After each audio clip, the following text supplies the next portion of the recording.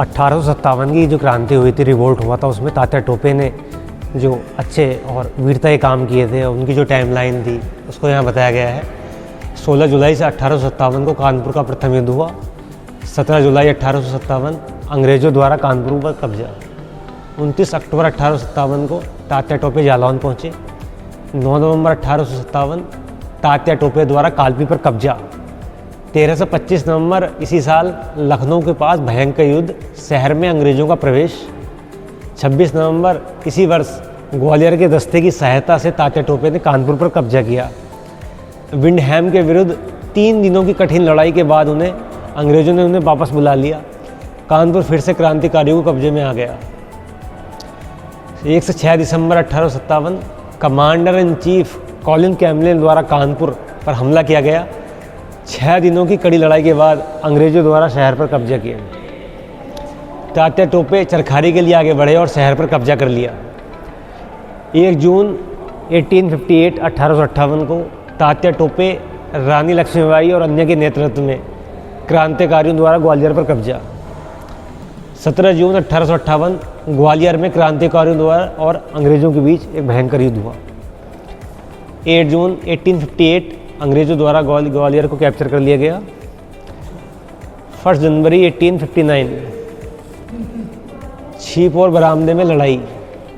21 जनवरी 1859 सीकर राजपूताना में लड़ाई। 7 अप्रैल 1859 मानसिंह के विश्वासघात से अलवर के पास तात्या टोपे की गिरफ्तारी हुई।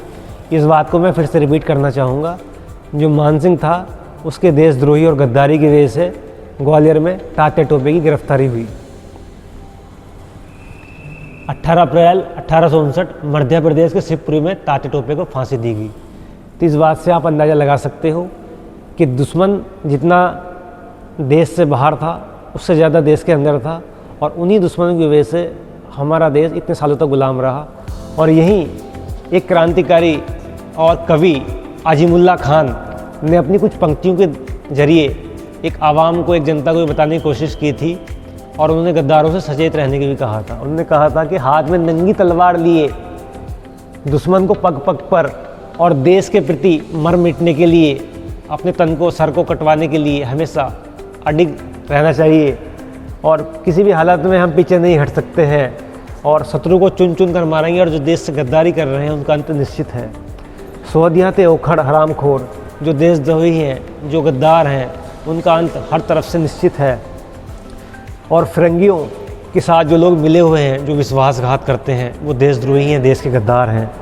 मने हरीफुल धनिन तात्या से वीर, यहाँ तात्या टोपे का कि उन्होंने वीरता का बखान किया है कि तात्या टोपे और बहुत सारे लोग जिन्होंने वीरता के काम किए, जिन्होंने देश के लिए प्राण दिए। सीख तो उतारी चाहे सुजग जगलीन सो, उनका नाम आज तक भी इतिहास में वर्णित है। जय हिंद, जय भारत।